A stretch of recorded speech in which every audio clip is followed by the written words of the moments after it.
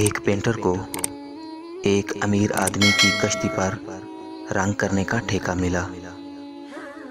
वो कश्ती को पेंट कर रहा था कि इसी दौरान उसे कश्ती में एक सुराख नजर आया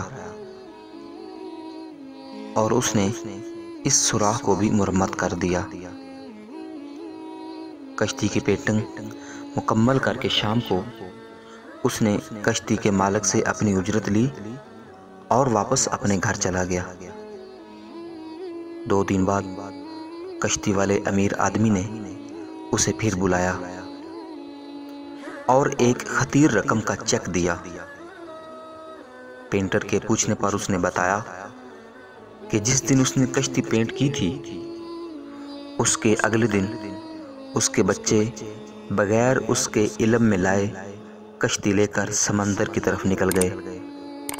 और फिर जब उसे ख्याल आया कि कश्ती में तो एक सुराख भी था तो वो बहुत परेशान हो गया कि बच्चों का पता नहीं क्या हाल होगा।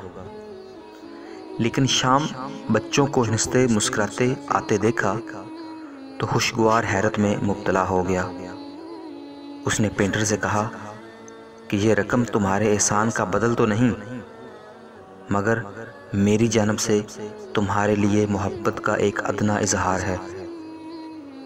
दोस्तों, ज़िंदगी में बहुत से ऐसे छोटे छोटे काम आएंगे जो आपके काम नहीं होंगे, मगर वो काम करते जाइए।